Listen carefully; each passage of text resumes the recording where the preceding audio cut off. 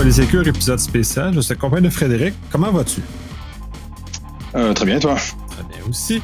Aujourd'hui, sur ton initiative, on va enregistrer un épisode spécial sur le fait notamment une compagnie française, parce que vous êtes une compagnie française, qui vient s'installer au Canada. Donc, c'est comment l'approche à l'internationalisation, au-delà juste de fait de vendre à l'étranger, mais de s'installer à l'étranger aussi. Et en l'occurrence, ben là, vous avez choisi le Canada, donc tout ce qui est mener vos choix et votre réflexion. Puis je vais te laisser passer avec ça et j'ai probablement beaucoup de questions qui vont émaner. Effectivement, comme tu dis, hein, c'est un sujet qui nous sort un petit peu des sujets qu'on a pu aborder jusqu'ici. Hein. C'est très cybersécurité, intelligence artificielle, analyse de malware, tout ça. Donc vraiment, on va dire l'aspect peut-être plus technique de notre activité. Et là aujourd'hui, oui, ça va être un petit peu différent parce que suite à plusieurs échanges qu'on a eus, effectivement, on s'est dit qu'on allait aborder quelque chose de différent. Et en l'occurrence, le fait que moi je sois ici au Canada depuis un petit peu moins d'un an maintenant, pour l'internationalisation de notre société. Et donc voilà, je pense que quelque part après tous ces mois de découverte, d'immersion dans l'écosystème, dans la culture canadienne, effectivement, je pense que c'est assez intéressant de revenir là-dessus et de se dire quels sont. Alors à la fois, qu'est-ce qui nous a fait faire cette démarche-là? Qu'est-ce qui fait qu'on est venu au Canada? Dans quel contexte, au niveau de la société, au niveau personnel, etc. Et puis aussi, bien sûr, les enseignements, toutes les choses. Peut-être que j'aurais bien aimé qu'on me dise, dont on me prévienne avant sur un certain nombre de choses. Donc, je pense vont être assez intéressantes à partager. Et puis, si ça peut en inspirer d'autres, alors des personnes qui viennent de France pour aller au Canada, bien sûr, mais aussi même d'une manière générale, ça peut être des personnes qui viennent du Québec ou d'autres zones du Canada, potentiellement francophones si vous nous écoutez. Voilà, si on peut donner quelques retours d'expérience, je pense que ce sera à mon avis très intéressant.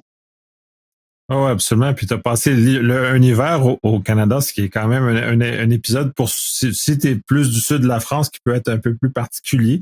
Les gens du nord ou de certaines zones de la France qu'on connaissent la neige, mais c'est pas tant de Français que ça qui connaissent l'hiver canadien.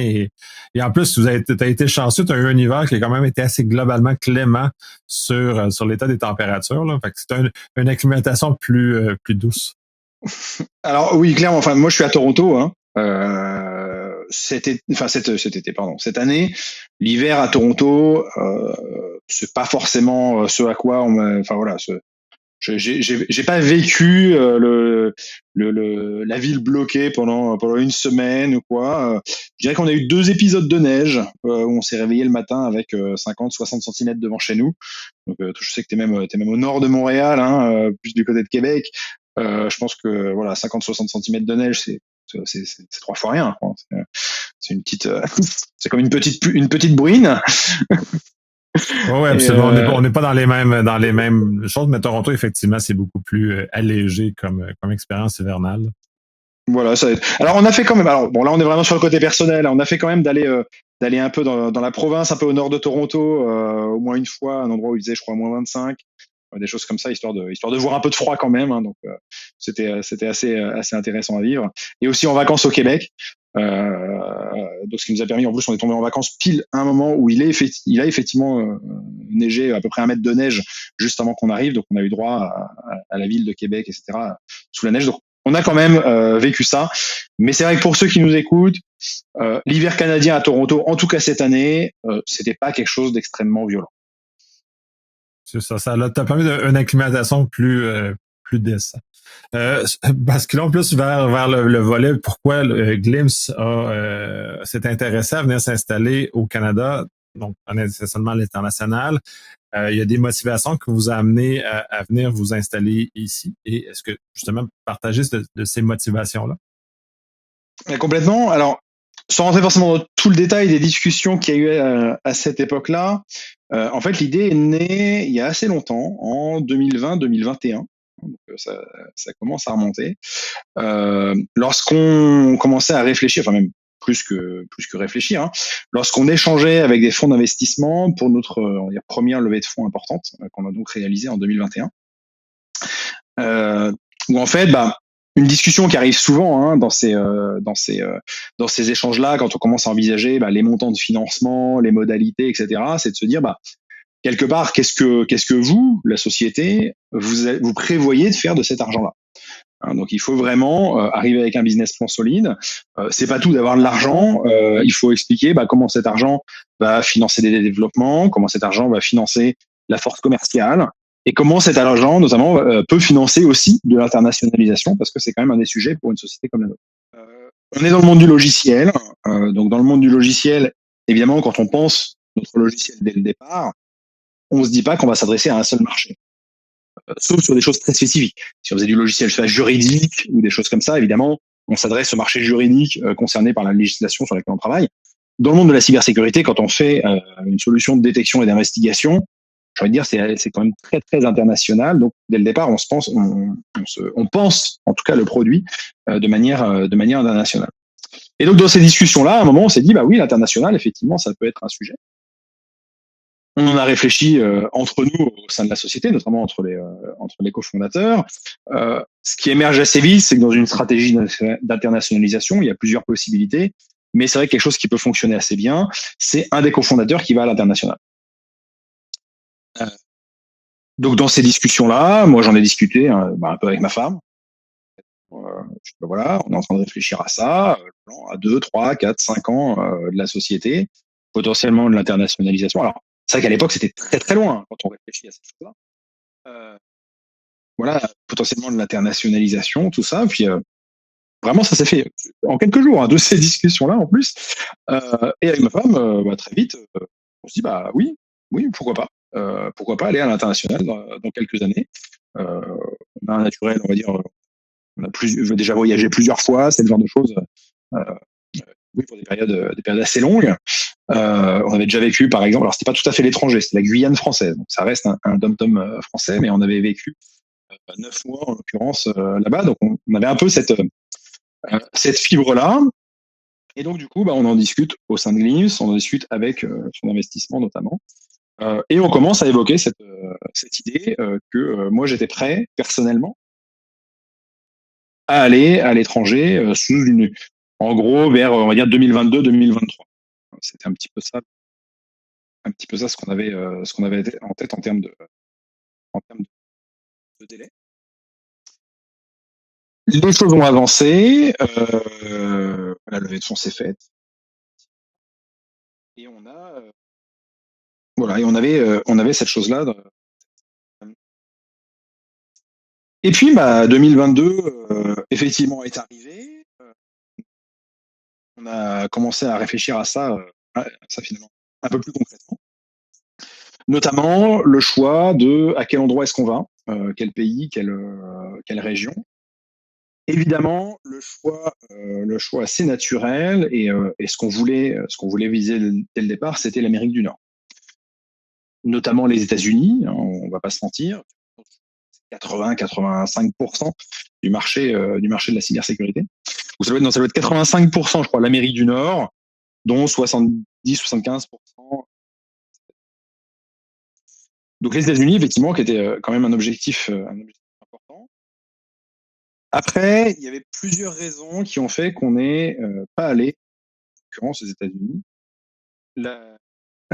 Donc une des premières raisons, c'était déjà, on va dire d'un point de vue personnel, parce que voilà, c'est un choix familial quand même d'aller comme ça à l'étranger, et c'est vrai que les États-Unis, je me projetais pas forcément, on va dire, avec ma famille, etc., à aller aux États-Unis, d'un point de vue personnel. Et puis une grosse raison aussi, c'est quand même le côté professionnel, parce que on est dans le domaine de la cybersécurité quand même, avec des enjeux de souveraineté, etc., qui sont assez forts. Et dans ce domaine-là, ce qu'on a quand même déjà constaté en échangeant avec d'autres sociétés, c'est que les États-Unis sont quand même un pays assez protecteur, assez défensif sur ce sujet-là. Ils ont des champions nationaux, on va pas se mentir non plus. Et du coup, c'est vrai que si certains pensent qu'on mange un peu sur leur plate-bande, etc., il peut y avoir un risque au niveau de l'entreprise. On a une entreprise que je citerai pas, française, qui est allée aux États-Unis comme ça, qui a eu des déboires juridiques qui leur ont coûté plusieurs millions de dollars quand même suite à un procès. Donc c'est quand même des choses qui sont assez difficiles à anticiper.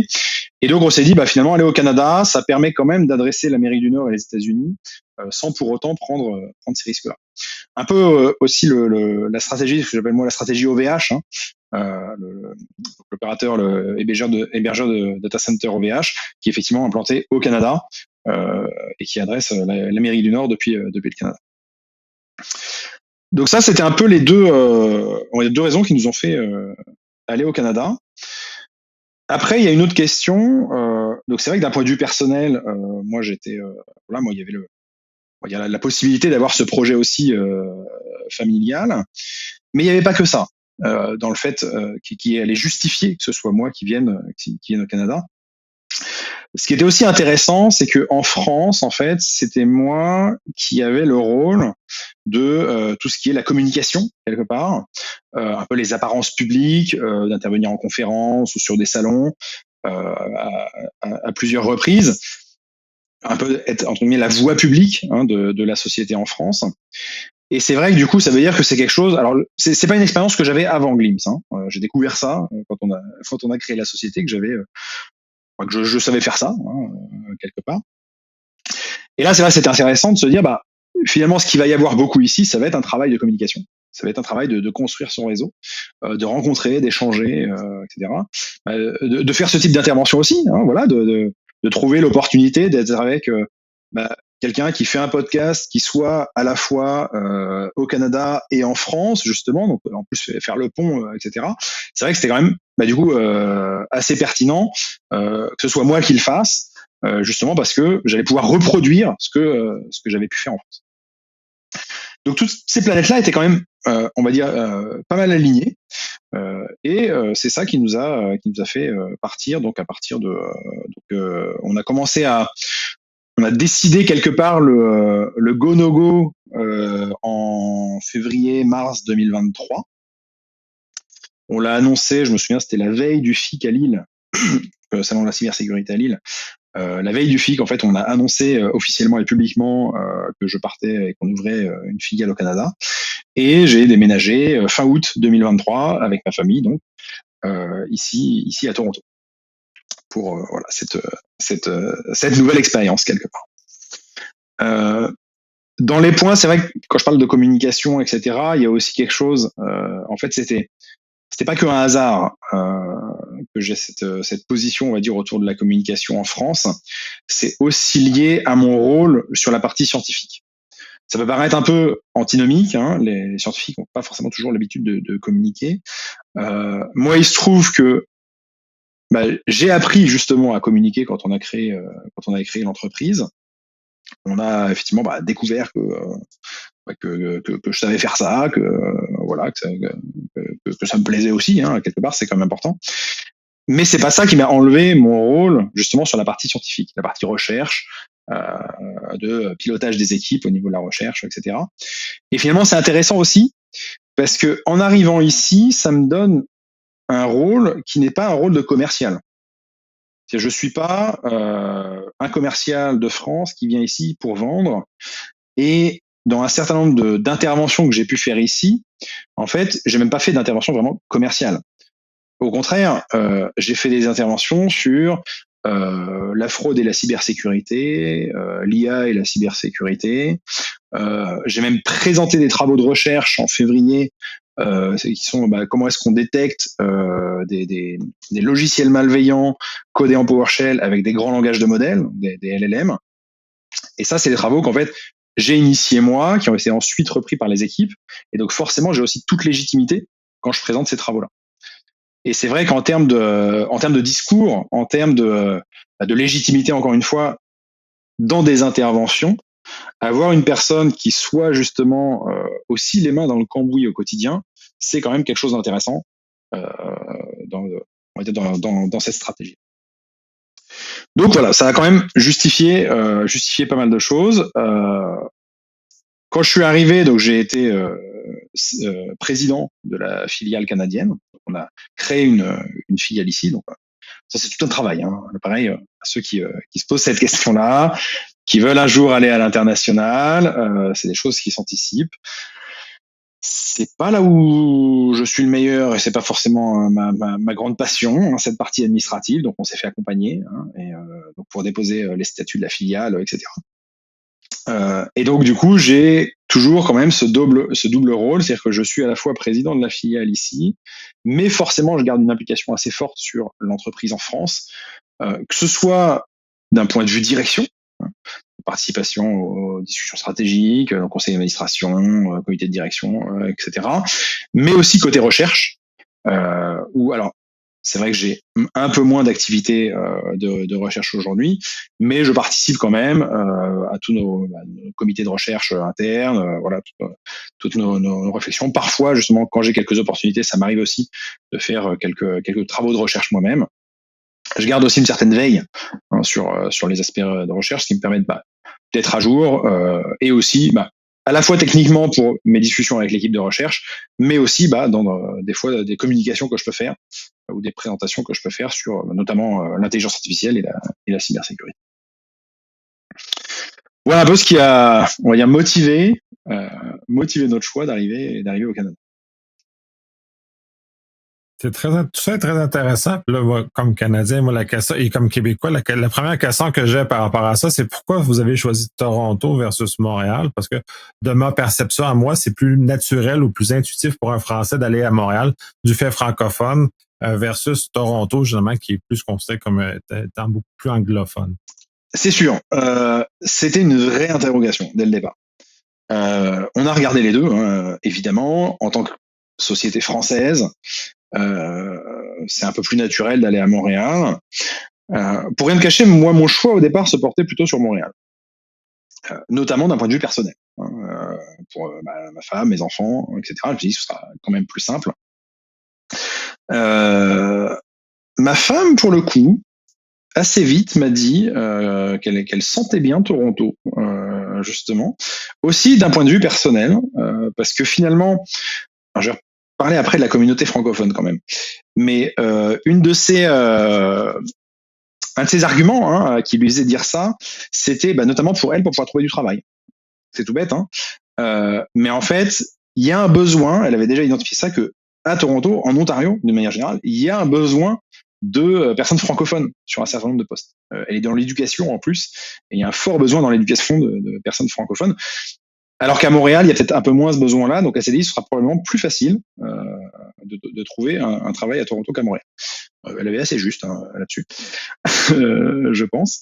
Donc ça, c'est bon. Voilà, ça c'était un argument. Et évidemment, après, il y avait d'un point de vue professionnel pour l'entreprise. C'est vrai que Toronto est pour nous plus pertinent dans cet objectif d'internationalisation vers l'Amérique du Nord et les États-Unis. On entend souvent que Toronto est la, je sais plus, c'est 3e ou 4e ville des États-Unis, hein. En termes de population, mais pas en termes de pays. Hein. N'oublions pas que Toronto n'est pas une ville états-unienne. Mais c'est vrai que c'est quand même une grosse ville d'Amérique du Nord, très centrée sur la finance, l'institution financière, donc des clients pour nous forcément très intéressants. Et puis aussi, justement, très international et beaucoup plus ouvert sur les États-Unis que ne peut l'être Toronto avait quand même, j'ai revérifié ça récemment, c'est la ville la plus multiculturelle du monde. Donc c'est quand même pas anodin en termes d'internationalisation. C'est effectivement une ville qui est très très très ouverte. Donc évidemment il y avait cet argument-là professionnel d'aller à Toronto. Toronto est aussi au centre d'un arc de cercle, hein, si on regarde les États-Unis, avec Boston, Chicago, Philadelphie, New York, etc. Toutes ces villes-là sont à peu près à 2 heures d'avion hein, de Toronto, donc c'est vrai que c'est assez intéressant. Et après, il y a aussi l'aspect, on va dire, plus lié justement à la culture professionnelle de Toronto, qui est à mon sens plus proche justement d'une culture états-unienne que d'une culture européenne. Sur tout ce qui va être discours d'un point de vue du marketing, sur les messages passés, etc. Ce qu'on nous a beaucoup dit avant qu'on vienne, et je pense pouvoir à peu près le confirmer, En fait, on a dit, si vous allez à Montréal, vous allez, vous allez assez vite vous développer sur Montréal, ça c'est pas un souci. Mais en fait, vous allez être relativement bloqué une fois que vous aurez fait ça. En allant à Toronto, finalement, je pense qu'on s'entraîne beaucoup plus vite à un discours entre guillemets nord-américain au niveau de nos supports, au niveau de notre communication, etc. Euh, et en plus, c'est tout bête, mais on est aussi forcé dès le début. On n'a pas cette espèce de confort en étant au Québec au niveau de la langue, c'est-à-dire qu'on est forcé dès le début de quasiment tout faire en anglais. Et finalement, ça fait que le jour où on veut passer aux États-Unis, notamment, le travail est déjà fait. Ou le jour où on veut aller dans d'autres endroits des États-Unis, le travail est déjà fait. À titre personnel, j'ai fait beaucoup de progrès sur mon anglais aussi. C'est tout bête, mais c'est vrai que ça permet aussi d'être plus efficace dans cette phase-là. Ouais, c'est non négligeable ce volet-là, effectivement, comme de toutes les communications sont faites en anglais en premier parce que c'est à Toronto, c'est comme ça. Sont déjà prêtes pour le marché américain, puis même sans effort vont atteindre le marché américain du fait que rejoindre par les différentes plateformes modernes, le fait que c'est en anglais vont aller plus vite. Je fais une parenthèse parce que tu l'as quand même posé la question sur LinkedIn, parce qu'au Canada, c'est un pays bilingue. Et on a toute cette espèce-là, même en communication, où le français est quand même présent dans les communications d'affaires. Pas partout, pas souvent, mais quand même nécessaire dans certains égards, surtout quand on est à Montréal. On doit quand même faire un certain effort de francisation jusque-là. Puis la parenthèse, on a une loi maintenant qui est encore plus sévère sur ces éléments-là, mais nonobstant cette loi-là, on avait quand même une particularité francophone qui est différente. Donc, effectivement, ce sujet du bilinguisme, c'est une question qu'on s'est aussi posée dès le début, notamment au moment où on a annoncé Glimpse, le fait que je partais au Canada. Moi, je l'ai aussi annoncé sur mon compte LinkedIn personnel que j'utilise beaucoup justement dans notre communication. J'ai aussi annoncé à ce moment-là, je dis voilà, je m'excuse pour mon lectorat francophone parce que je vais basculer la majeure partie de mes communications en anglais à partir de ce moment-là pour m'adresser justement à une cible internationale. Donc à partir de là, j'ai quasiment tout fait en anglais. Mais c'est clairement une question que je me pose à chaque fois parce que à chaque fois que je fais un post, aujourd'hui, notamment, je sais qu'il va être lu beaucoup par des personnes ici au Canada et à Toronto. Je sais aussi que, mine de rien, 80-70% des personnes qui me suivent sur LinkedIn sont en France. Je sais aussi que ça va être forcément beaucoup suivi en France. Et puis je sais aussi que ça va être suivi au Québec. Et là, c'est vrai qu'il y a une stratégie à avoir qui est pas forcément triviale de se dire, je m'adresse à 3 populations distinctes qui ont pas forcément les mêmes codes culturels, même pas forcément la même langue. Je fais le choix de m'adresser dans une langue. Donc, alors c'est vrai que parfois on voit sur tous ces postes-là des gens qui vont faire d'abord anglais puis français, puis ou français puis anglais, etc. Moi, j'aime pas trop ça. Je trouve que ça brouille beaucoup. L'algo de LinkedIn, je sais même pas comment il prend ça en compte, mais à mon avis, c'est pas non plus forcément pensé pour ça. Je préfère à la limite prendre le parti clairement de le faire sur une seule langue. Donc plus l'anglais parce que oui, je sais que sinon en fait il y a des personnes. Enfin, je suis parti du principe que les gens de toute façon savaient lire l'anglais. Après, c'est vrai que j'ai quand même toujours un certain nombre de communications qui sont à destination notamment de la France. Donc ça m'arrive d'en faire quelques-unes en français. Quand même quand je rebondis sur des sujets un peu spécifiques, etc. Ça m'arrive quand même d'en faire en français. Clairement, ce qui est amusant aussi, c'est que je vois sur le succès des publications que ça transparaît que j'ai énormément de relations francophones parce que c'est vrai que quand j'ai un post en français, je vois tout de suite qu'il a plus de succès. Alors, on va pas se mentir, mais bon, c'est pas forcément. Voilà, mon but c'est quand même de m'adresser aussi à l'écosystème ici. Et puis après, il y a la question du Québec. En étant ici, en étant à Toronto, on a aussi la volonté de travailler avec le Québec, volonté très forte, forcément. Et finalement, ce qui est intéressant pour nous, c'est que je pense que c'est pas quand je discute avec d'autres sociétés à Toronto, ils me disent oh non, le Québec, c'est même pas la même langue, etc. Enfin, pour eux, ça va être beaucoup plus difficile. Nous, on a cet avantage-là, quelque part quand même. Et je sais que tu m'as posé la question à un moment, d'ailleurs, sur justement l'emploi du français et le fait que quand on va échanger avec des partenaires ou des prospects ou des clients qui vont être au Québec, justement, on va pouvoir parler en français. Et notamment, c'est vrai que moi, j'ai toujours fait l'effort, parce que c'était important pour moi, d'essayer au maximum de parler en français sans anglicisme. Et là, je pense que c'est pas le cas de toutes les sociétés qui viennent ici, toutes les sociétés françaises qui viennent ici, notamment dans le monde de la technologie, de bannir les anglicismes. Je pense que, alors là, c'est plus mon passé personnel qui fait ça, où déjà en France, en fait, c'était quelque chose auquel j'étais assez attaché, de bannir les anglicismes. Alors, pour la petite histoire, on va raconter quand même ce qui s'est passé en France. À une époque où j'étais à la DGA, on avait fait une présentation au STIC, donc Symposium pour la sécurité des technologies de l'information et de la communication, qui est un peu une des références en termes de conférences cybersécurité en France. Et j'avais fait une présentation une année, je crois que c'était l'année d'après, d'une présentation faite par des gens de l'ANSSI, donc l'Agence nationale de sécurité des systèmes d'information, de personnes de l'ANSSI qui avaient fait l'effort à l'extrême de franciser leur présentation. Vraiment à l'extrême. Et donc, ils parlaient notamment des biscuits de pile, à un moment dans leur présentation. Les biscuits de pile qui sont les stack cookies, évidemment. Et donc, en réponse à cette présentation, l'année d'après, enfin en réponse, quand on a fait notre présentation l'année d'après, pour faire quelque chose d'un petit peu ludique, on va dire, on avait fait une présentation dans laquelle on avait mis des notes de bas de page en bas des planches. Note de bas de page, justement, pour on avait dit en introduction que je sors un peu du cadre de discussion, mais c'est vrai que ça explique des choses sur la francisation aussi. En introduction de notre présentation, on avait dit voilà, on sait qu'il y a énormément de personnes de l'ANSSI dans la salle, et afin d'être sûr qu'ils comprennent tous la présentation, on a mis des notes de bas de page quand il y avait des anglicismes. Et donc, dans les planches, il y avait à chaque fois des notes de bas de page, et qui allaient crescendo dans l'absurde,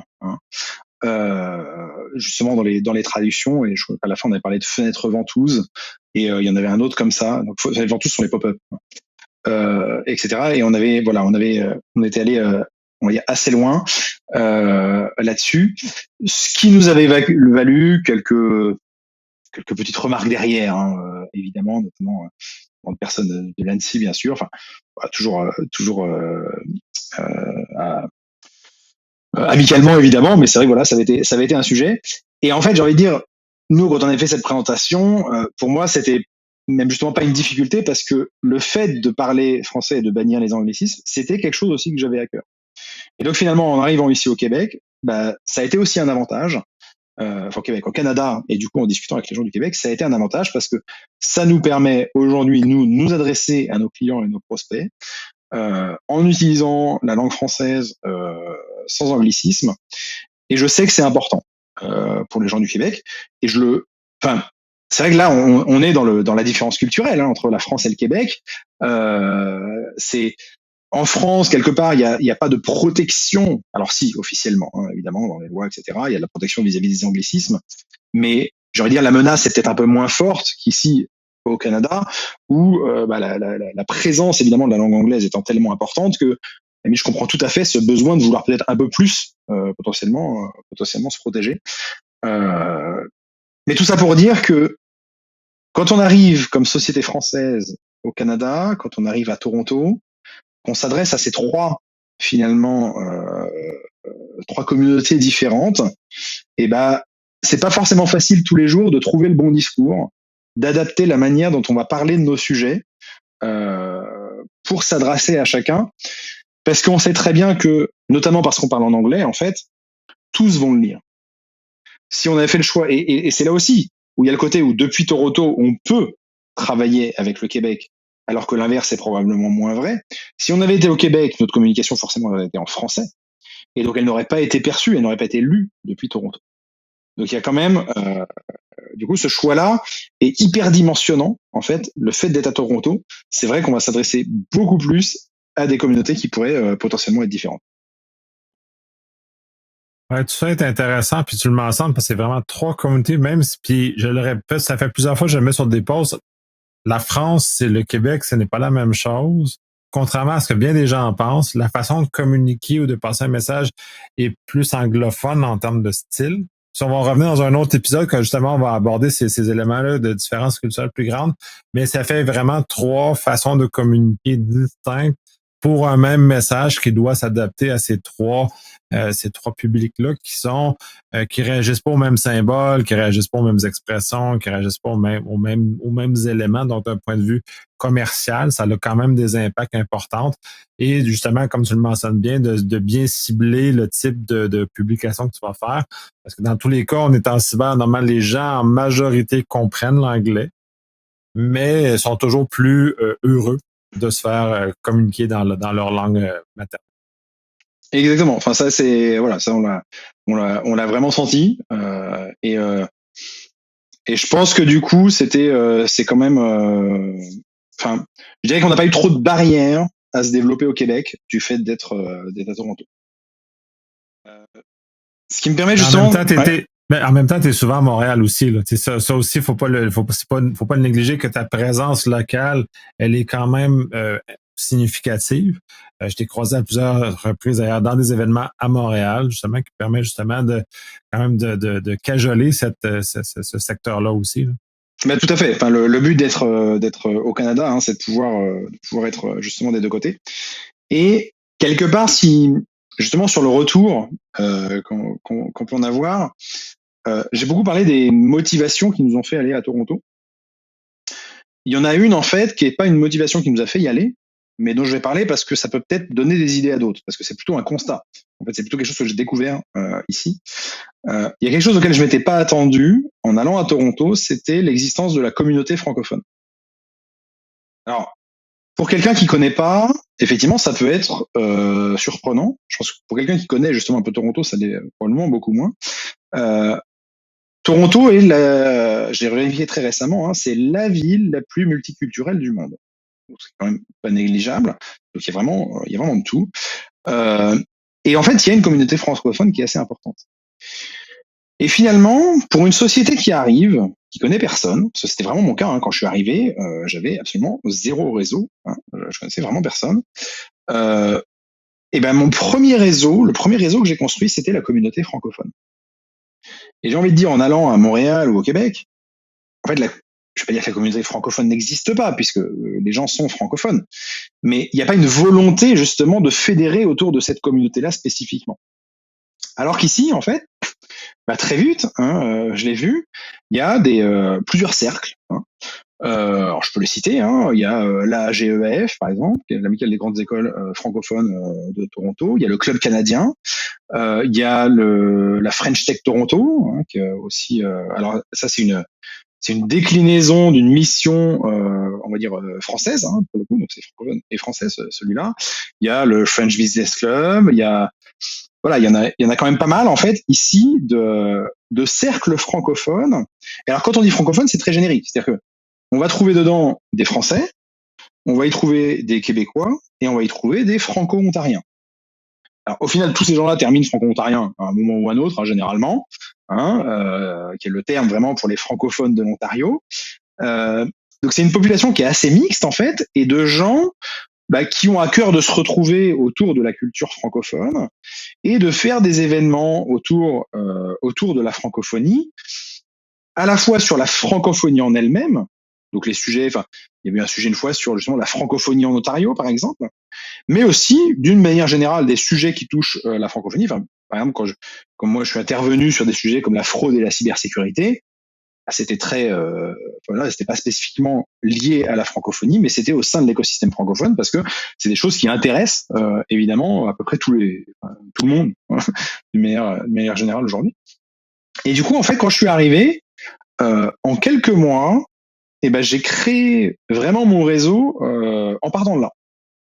Alors, ça a été aussi un travail en termes et ça a été un peu ma stratégie à ce moment-là, c'est de se dire, finalement, je participe quasiment à tous les événements que je trouvais. Donc il y a des semaines, des fois j'en avais 3-4, souvent le soir. Donc c'est quand même un engagement personnel et tout ça qui est pas négligeable. Alors très vite les gens m'ont repéré. Voilà, ça aussi, hein, ça c'est au bout de 2-3 mois, ils avaient bien repéré qu'il y avait un Français qui était arrivé en cybersécurité. Au passage d'ailleurs, c'est vrai que j'avais pas pensé à mentionner ça, mais il y a eu une stratégie aussi rétroactive là-dessus, qui peut paraître toute bête. Encore une fois, c'est une idée de ma femme. En 2021, comme je disais tout à l'heure, on a commencé à parler internationalisation et dire que j'allais aller au Canada. Et puis il y a eu notamment, par exemple, le FIC, Forum Cyber à Montréal, qui était en 2022. À ce moment-là, moi, je savais que je viendrais vers 2023. Et en fait, un an avant ça, en 2021, ma femme m'a dit, tu vas aller là-bas, tu vas aller sur des événements, justement, par exemple, ce FIC-là, et puis tu vas rentrer en France, et puis en fait, tu vas t'installer, on va s'installer peut-être un an plus tard, etc. Les gens t'auront complètement oublié.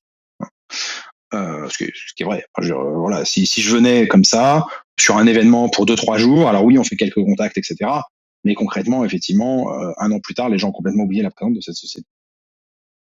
Et puis elle m'a dit en plus, des barbus à lunettes, qui ont les cheveux courts, hommes de, allez, à peu près la quarantaine, en cybersécurité, il n'y a que ça. Donc tu vas vraiment passer complètement inaperçu. Là, tu me vois venir. Là. Je sens, Nicolas, que tu me vois venir. Donc un an avant, c'est-à-dire dès 2021, ma femme m'a dit, mais il faudrait un truc qui fasse que les gens te retiennent. Elle m'a dit, laisse-toi pousser les cheveux. Et tu m'as vu venir. Et donc, effectivement, c'est ce que j'ai fait. C'est-à-dire que depuis 2021, je me suis laissé pousser les cheveux. Avant, j'avais les cheveux vraiment très très courts. Je veux dire, pour ceux qui me connaissent ici au Canada, je pense que ça peut surprendre, mais j'avais les cheveux à 10 mm à peu près. Et effectivement, en fait, je me suis du coup laissé pousser les cheveux, ce qui a été très vite un signe distinctif. Et quand je dis que j'ai participé à plein d'événements en arrivant ici, en fait, effectivement, des hommes aux cheveux longs, même barbus, etc. Enfin, il y en a quand même assez peu. Et en fait, clairement, les gens m'ont reconnu et m'ont identifié assez vite quand je suis arrivé. Et ce qui m'a, je pense que ça m'a servi, justement, dans ce côté, créer mon réseau, me faire connaître, etc. Parce que c'était vraiment ça l'objectif. Alors aujourd'hui, c'est un petit peu différent. Depuis quelques mois, justement, on a entre guillemets changé. C'est-à-dire que mon objectif au départ, c'était nous faire connaître.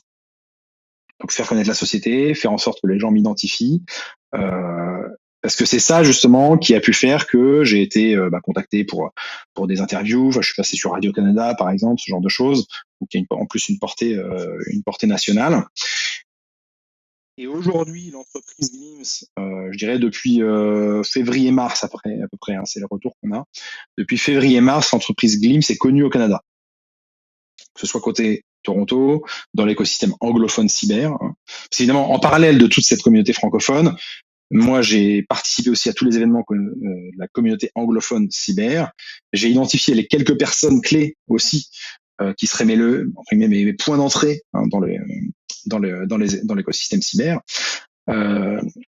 Et donc, depuis février-mars, c'est vrai que ce soit à Toronto ou au Québec, les gens connaissent Glimpse et en ont entendu parler généralement. Ouais, ils ont plus probablement connu Frédéric Glimpse, justement l'usage de ta chevelure comme étant une carte de visite, effectivement, ça fonctionne. Puis oui, je t'avais vu arriver quand tu as commencé à faire ton build-up, parce que moi, je t'ai jamais connu les cheveux courts.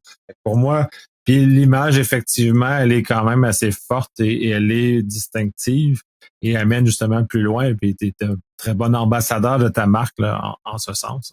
C'était vraiment ça. C'était vraiment ça l'objectif. Et alors d'ailleurs, oui, ça me fait penser à quelque chose là quand je parle justement des communautés cyber, où je suis moi entre guillemets rentré dans la communauté cyber à Toronto et aussi par mes déplacements à Montréal, tout ça. Ça, c'est quelque chose que moi j'avais pas forcément identifié sur l'aspect justement croissance, sur l'aspect marché.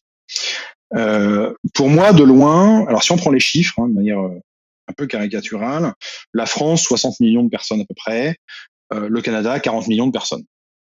Je dis ok, c'est un marché, voilà, 2/3, un peu plus petit, tout ça. Sauf qu'en fait, quelque chose que j'avais pas vraiment anticipé, c'est que la France, en termes de cybersécurité, c'est un écosystème.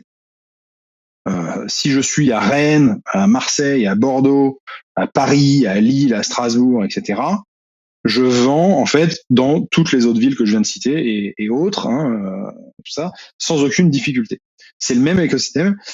Les gens se connaissent quelque part. Voilà, dans tout l'écosystème. Quand je suis arrivé ici, justement, par exemple, l'écosystème cybersécurité de Toronto, en fait, parfois, je leur dis, bah tiens, est-ce que tu connais un tel de l'écosystème cyber de Québec ou Montréal? Et en fait, très souvent, ils connaissent pas du tout. Et quand je leur cite des personnes, je sais pas, par exemple Nicolas Loïc-Fortin, voilà, qui fait un podcast, etc., très connu dans tout le Québec et toute la francophonie internationale, et ben les gens ne connaissent pas. Et inversement, les personnes que moi j'ai très vite identifiées comme étant des maillons un peu centraux de l'écosystème cyber sur Toronto, quand je cite ces noms-là à des personnes au Québec, je sais pas, Tony Abijaoud, Evgeny Garam, des personnes comme ça, et ben en fait ils sont pas du tout connus. Et donc ma conclusion, c'est que on a vraiment deux écosystèmes complètement distincts. Si on regarde entre les deux, on a Ottawa, qui est aussi relativement distinct à mon sens, mais plus en termes de marché, notamment parce que c'est beaucoup le marché fédéral. On a aussi finalement la côte ouest du Canada, Vancouver, Colombie-Britannique, etc. Ce qu'il y a au milieu, je suis un peu moins familier, j'avoue. Mais c'est aussi, voilà, il y a quand même toute une zone d'activité. Et donc finalement, au Canada, avec 40 millions d'habitants, on n'a pas un marché, mais on en a un minimum 3, 4, 5. Et donc c'est vrai que c'est quand même assez différent. Et en thème, ça veut dire que... Ouais, absolument. C'est très intéressant parce que je ne savais pas à quel point c'était unifié en France, quoiqu'il y a des événements qui sont beaucoup plus fédérateurs en France que ce qu'on a ici. Probablement culturellement, ça l'a amené cette fédération-là. Là, c'est drôle parce que tu sais, mettre en opposition Toronto, Montréal ou le Québec et l'Ontario est toujours intéressant parce que cette dualité-là, elle est typiquement canadienne. Mais en même temps, Ottawa, c'est un marché distinct. Vancouver, c'est un marché distinct. Si on va dans l'Ouest, notamment Calgary, qui est probablement un des gros piliers, est un marché qui est distinct. Parce que c'est le marché de l'énergie à Calgary, c'est le marché de la côte ouest à Vancouver et bon, tous ces éléments-là. Et ça se réplique également aux États-Unis, cette distinction-là. Exactement. Parce que c'est la même mentalité. Donc, on est très nord-américain dans cette perspective-là. Et j'allais y venir. Alors, juste pour revenir, c'est vrai que sur la France, du coup, c'est effectivement un retour intéressant, je pense, aussi pour les sociétés canadiennes qui veulent s'implanter en France. Et c'est quand même quelque chose à savoir. Effectivement, les événements qu'on va avoir en France, alors je veux pas froisser, mais j'ai parlé du STIC tout à l'heure. On a le forum, le FIC, Forum in Cyber. On a le CW, European Cyber Week, la Paris Cyber Week, les assises de la cybersécurité, CBC, GREAC, etc. Enfin, voilà, il y a plein d'événements de cybersécurité en France. Et en fait, dans tous ces événements, clairement, tous ces événements ont une portée qui est absolument nationale. Il y a pas du tout, enfin, il y a pas de portée régionale en fait à tous ces événements. Et les gens se connaissent de manière complètement nationale pour le coup. Donc c'est vrai que c'est une différence. Et ce que tu disais sur les États-Unis, c'est aussi une des conclusions à laquelle on est arrivé, parce que en faisant quelques événements à plusieurs endroits, c'est pareil en fait, on rencontre des gens sur place, on rencontre des sociétés, on rencontre des entreprises, etc. On rencontre des partenaires potentiels. Et on découvre très vite aussi ce caractère très local de tous ces gens-là. On a un partenaire, par exemple, avec qui on a échangé indirectement, qui est en Floride. Et donc, c'est un partenaire à nous, justement, qui travaille avec ce MSSP-là et qui nous a dit, voilà, on s'est dit, on va travailler avec ce partenaire-là, on va commencer sur la Floride, puis ça va nous permettre de grossir un peu autour, etc. Et donc, on en a parlé au partenaire. Et le partenaire a dit, oh là là, non, moi, c'est que la Floride. Alors que c'est un MSSP, c'est un prestataire de services, etc., de sécurité. Son service, c'est le même où qu'il aille. Mais en fait, il a une portée, lui aussi, qui est régionale. Et la conclusion de notre partenaire, là, c'est que pour les États-Unis, alors eux n'ont pas testé le Canada, donc on a fait un peu un échange de retour. Et leur conclusion, c'est que pour les États-Unis, il faut en gros un commercial, ou type commercial après qu'on est plus gros, pour de l'ordre de 3 États. Pour être pour justement travailler aussi le caractère local. Donc finalement les États-Unis, je sais pas combien c'est la population, c'est de l'ordre de 300 millions, je crois, quelque chose comme ça. Mais c'est pareil, on est sur un minimum de 10 à 20 marchés différents finalement, alors qu'ils sont peut-être moins segmentés. Mais en gros, c'est si on se dit un pour 3 États, voilà, on est entre 10 et 20. Et donc, j'ai envie de dire, quelque part, c'est probablement une grosse opportunité pour des sociétés, notamment canadiennes, qui voudraient aller en France. Et je parle du coup aussi aux sociétés francophones du Québec. Clairement, ça veut dire que le marché français, en fait, à 60 millions d'habitants, il y a quand même une opportunité qui est assez intéressante. Et ça, c'est vrai que c'est quelque chose voilà, qu'on n'avait pas forcément identifié avant. Alors, ça ne nous empêche pas d'avancer, évidemment, mais ça veut dire que vraiment le caractère, l'implantation aussi locale est hyper importante. Le fait que nous, on soit à Toronto, c'est vrai que c'est ça qui nous permet de travailler sur ce marché-là et d'avoir une vraie implantation et un vrai développement commercial sur Toronto. Oui, mais c'est ça. Puis je trouve ça intéressant l'aspect américain puis de l'avoir souligné parce que pour beaucoup, notamment les compagnies françaises qui vivent dans un univers plus unifié, ici, c'est pas comme ça. Le Canada, c'est un bel exemple. Puis là, c'est facile de dire l'Ontario ou le Québec du fait de la différence de langue. Mais quand on arrive aux États-Unis, qui parlent techniquement la même langue, c'est 10 fois plus gros que le Canada à peu près. Fait que, moi, bon, on l'arrondit comme ça, ça sera 400 millions. Et c'est 10 réalités quand même différentes. Donc, c'est 10 Canada à l'intérieur des États-Unis en termes de réalité, parce que le Sud, c'est différent. Jamais la façon de séparer, c'est en 4, là, genre le nord-est, nord-ouest, en termes de philosophie. Ça, c'est très grossier. Mais quand on va plus loin, effectivement, il faut toujours s'adresser localement à ces gens-là qui ont des réalités très, très différentes. C'est toute la surprise des Européens notamment, de constater à quel point les États-Unis sont comme l'Union européenne, c'est-à-dire que c'est un amalgame de réalités locales, à la différence de l'Europe, parle la même langue dans ce cas-ci, mais quand demeure quand même des réalités qui sont locales entre ces différents États-là, ou ces regroupements d'États-là, comme tu mentionnais. Là. Oui, c'est moins évident et on se le dit moins quand on vient de l'extérieur, notamment parce que la langue est la même. Donc il y a plus d'uniformité. Comme tu disais, c'est vrai que entre l'Ontario et le Québec, du coup, on se le dit plus facilement. Ah bah oui, c'est pas la même langue, donc c'est pas la même culture, etc. J'ai presque envie de dire, c'est surtout pas la même langue, mais la culture est peut-être pas si éloignée que ça. Mais c'est vrai que les États-Unis, c'est pareil, c'est la même langue partout, et pourtant, à la fois la culture, les écosystèmes sont pas les mêmes. Il y a aussi des simples raisons géographiques, hein, évidemment. Quand il va y avoir un événement, si c'est pas un événement, on va dire à portée internationale, etc. Je parle pas des RSA, DEFCON, Black Hat, etc. qui de toute façon sont très internationales. Donc là, tous les États-Unis vont y aller. Mais un événement plus local, finalement, va pas drainer de personnes qui sont en dehors de l'État en question. Là où en France, hein, je citais par exemple CBC ou Greac, ce sont des événements qui sont un peu plus petits que des filles, que CW ou Assises, mais pourtant, on va quand même y trouver des personnes qui viennent de tout le pays. C'est quand même une vraie différence. Oui, absolument. Puis ça, je vais rajouter là-dessus parce que de mon expérience personnelle, j'ai commencé à aller des événements plus locaux aux États-Unis et ça a été effectivement le même constat. J'étais allé un à Chicago et c'est l'écosystème de Chicago qui apparaît et non l'écosystème de l'ensemble des États-Unis qui s'y retrouve. Et en même temps, il faut aussi considérer que les distances sont énormes aux États-Unis, comme au Canada aussi, ce qui vient changer énormément la réflexion par rapport à ce genre de choses-là, parce que Montréal, Toronto, ça se fait bien en avion, c'est 1 heure, plus ou moins. Malheureusement, c'est juste en avion, pas en train, parce que ça, c'est un autre débat. Mais quand on arrive aux États-Unis, faire côte ouest à côte ouest, côte est-ouest, c'est un 4, 5, 6 heures, tout dépendant des vents et des destinations. Enfin, on n'est plus dans les mêmes réalité géographique qu'on va retrouver en Europe où on peut aller d'un bord à l'autre de la France très, très rapidement. Oui, c'est vrai. Et comme tu dis, c'est forcément en avion. C'est vrai qu'en France, je veux dire, même si on fait Rennes-Grenoble, ça se fait en quelques heures en train, etc. Donc oui, la géographie forcément joue sur cette fragmentation des écosystèmes.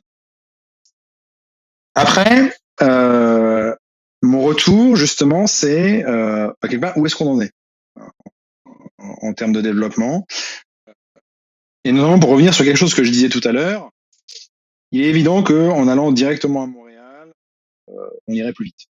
C'est ça, on l'avait anticipé, hein, on le savait. Du coup, il y a quelques temps, on s'est posé la question, où est-ce qu'on en est justement, que ce soit Toronto, Montréal, etc. Et ce qui est intéressant, c'est qu'au final, on est à peu près aussi avancé sur Toronto et sur Montréal. On va presque un poil plus vite sur Montréal. Alors je dis Montréal et pas le Québec, parce que c'est vrai que c'est quand même beaucoup Montréal. Bon. On va un poil plus vite à Montréal. Et ce qui est intéressant, c'est que finalement, on a profité dans tout notre développement, notamment sur Montréal-Québec, on a profité de la langue, évidemment, mais aussi du réseau.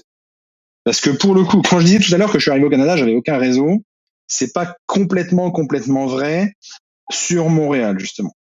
Parce que la communauté de Français qui sont partis à Montréal, etc. Enfin, en fait, il y a de la porosité, un peu de la même manière que en France, venant de l'administration, on finit par connaître des gens un peu dans toutes les entreprises privées parce qu'il y a des gens qui sont passés d'un côté ou de l'autre. Bah, finalement, c'est un petit peu pareil ici entre la France et le Canada, enfin notamment le Québec. Il y a de la porosité et au final, on a fait des rencontres assez vite, on va dire côté Montréal.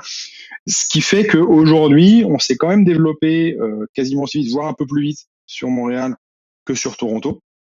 Mais l'avantage, c'est qu'on a fait les deux.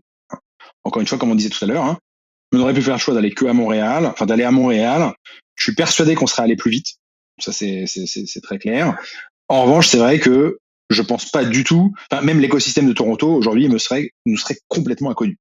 Et donc, on n'aurait pas du tout le développement qu'on a à Toronto, avec les perspectives qui sont derrière déjà que c'est une ville avec quand même des très grosses entreprises, notamment du secteur financier, et puis évidemment l'ouverture sur les États-Unis. Oui, puis c'est intéressant ce que tu mentionnes, puis je vais rebondir là-dessus, puis je pense que c'est un point intéressant pour les entreprises françaises qui envisagent ça. Le fait d'être à Toronto t'a obligé à ouvrir un réseau que tu n'avais pas, que tu avais à Montréal, mais la porosité naturelle que entre la France et Montréal permet de toute façon d'aller reconstruire ou de capitaliser sur un réseau que tu as déjà à Montréal. Donc, de partir et tu n'aurais pas eu la capacité parce que le réseau de Montréal ne te permet pas d'aller au réseau de Toronto et vice-versa aussi, le réseau de Toronto ne permet pas d'aller à Montréal, mais le fait de la porosité vient compenser l'hermétisme de ces deux réseaux-là qui sont un peu plus difficiles d'accès normalement. Puis là, si tu veux racheter un troisième, mais le réseau d'Ottawa n'est pas le même que Montréal, n'est pas le même que Toronto. Donc, c'est un autre effort, mais au moins, au minimum, tu as les deux plus gros marchés au Canada qui sont là. Alors, c'est intéressant que tu parles du réseau d'Ottawa parce que c'était un peu là-dessus que j'allais poursuivre sur la stratégie. Vraiment, quelle est notre stratégie justement d'un point de vue pénétration de marché, etc. Pour moi, dans le cadre d'une internationalisation, elle est nécessairement différente de ce qu'on veut faire en France. En France, nous, on travaille beaucoup avec des partenaires, ce qu'on appelle les MSSP, Managed Security Services Providers. Donc, c'est ceux qui vont opérer de la cybersécurité pour le compte de leurs clients. Alors, des très gros, comme les Atos, Capgemini, Thales, Sopra Steria, etc., jusqu'à des plus petits, Advance, Capfi, tout ça. Voilà, je vais pas tous les citer. Je vous invite plutôt à aller sur la page de notre site si vous voulez avoir l'exhaustivité, comme ça je suis sûr de ne froisser personne. Et on travaille beaucoup avec ces partenaires-là, mais on travaille aussi en direct. On travaille en direct sur deux types de clients, soit les très grosses entreprises qui justement ne passent pas par des partenaires pour opérer leur cybersécurité. Il y en a. Où effectivement, du coup, on va les adresser, on va les contacter directement, et puis ils vont potentiellement nous acheter le produit de toute manière. Et puis aussi, bien sûr, la partie administration. La partie administration, pareil, ils opèrent aussi pour beaucoup leur propre cybersécurité. Et donc, ça va être des clients pour nous. Quand on va à l'international, et là, pour moi, ça c'est vrai au Canada, mais c'est vrai ailleurs, on peut pas forcément se permettre d'avoir cette même stratégie. Parce que travailler en direct quand on n'est pas une société locale, c'est beaucoup plus difficile. Ça veut dire qu'il faut avoir plus d'équipes locales.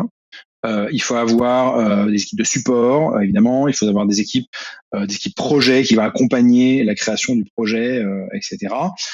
Je doute pas qu'on en aura dans le futur, mais aujourd'hui, c'est pas forcément le cas. Donc en fait, on ne peut pas aller travailler en direct, que ce soit avec les clients ou que ce soit avec les administrations. Le cas d'Ottawa, c'est typiquement ça. C'est beaucoup le gouvernement fédéral. Et pour nous, il n'est pas question d'aller travailler directement avec le gouvernement fédéral. En plus, il va y avoir des contraintes justement sur l'emploi de personnes locales, etc. Même si aujourd'hui, moi je suis du salarié canadien, soit d'une filiale, c'est quand même pas tout à fait pareil. Donc là, clairement, on va s'adresser à des partenaires.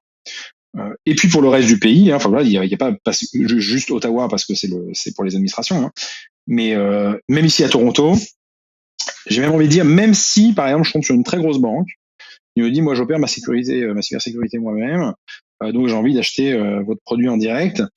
Je pense pas, je suis pas sûr qu'on le fasse.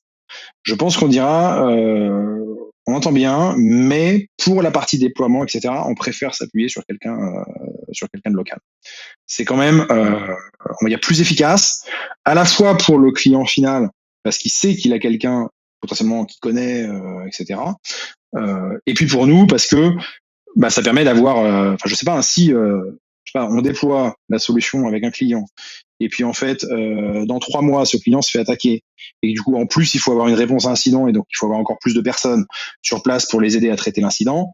Alors nous, c'est pas notre métier de traiter l'incident de toute façon déjà, mais de toute façon, comme ça, on sait qu'il y a déjà quelqu'un qui va faire l'accompagnement, qui connaîtra notre solution, etc. Et donc, ce sera quand même beaucoup plus efficace. Un des problèmes de ces stratégies-là, c'est qu'on passe du B2B, donc professionnel vers professionnel, je suis pas sûr d'avoir l'équivalent en québécois pour le coup, au B2B2B. C'est-à-dire que on va s'adresser nous à une entreprise qui va s'adresser à une autre entreprise. Et ça double les temps. Et ça, c'est pas évident. C'est-à-dire que c'est aussi quelque chose à prendre en compte. Ça veut dire que quand on arrive comme ça à l'international dans un autre pays, on a toute la phase qui est encore en cours pour nous, hein, de partenariat. On va créer les partenariats. Et seulement une fois qu'on a fait ça, on va avoir les premiers clients. Mais le partenaire n'est même pas forcément le premier client. Le partenaire, en fait, c'est qu'il va y avoir tout le travail pour convaincre un partenaire de dire voilà, cette solution est intéressante pour vous et vos clients. Et ensuite, le partenaire va devoir la revendre. Donc, ça rend la chose très, très longue. Et aujourd'hui, je suis très fier de pouvoir dire qu'on a signé des partenariats au Canada, mais on sait qu'il y a encore une route à faire pour développer vraiment commercialement les clients en local, parce que c'est la deuxième phase avec ces partenariats. Et là, il faut aussi, bien évidemment, les accompagner, les aider, etc.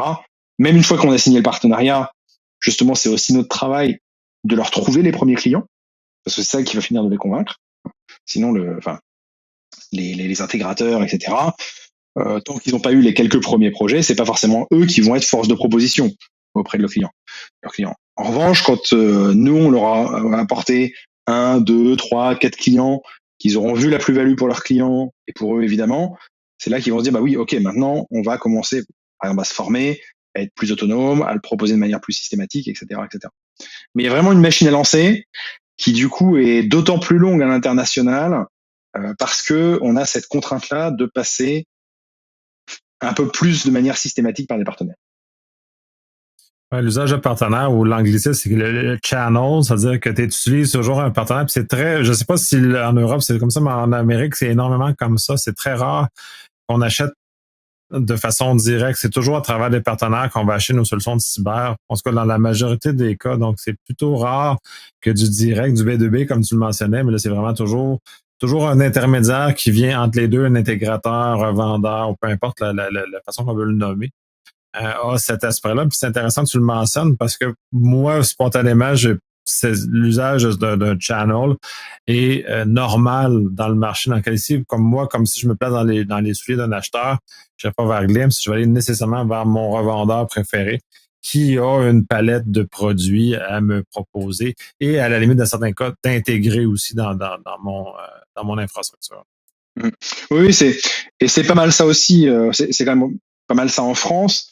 Mais c'est vrai que quand on est plus implanté dans le marché, etc., on sait aussi qu'il y a des personnes à qui on va pouvoir s'adresser directement.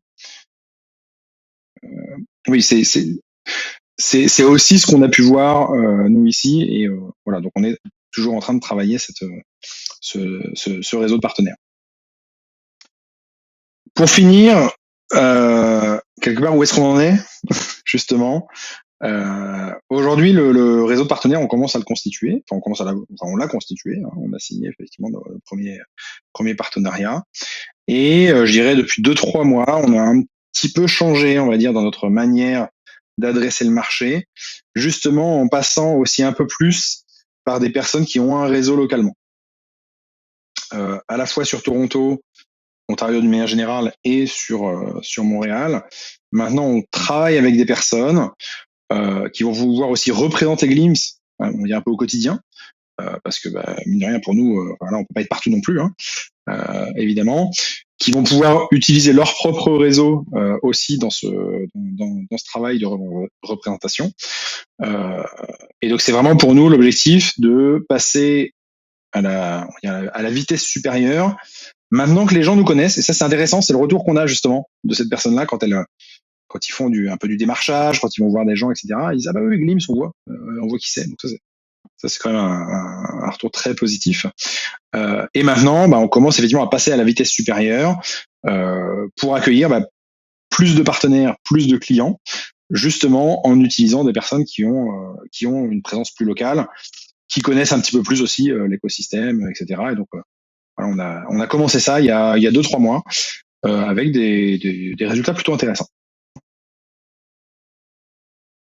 Vraiment très chouette. Comme tu mentionnes, ça termine cette exploration-là, ce partage-là sur le marché.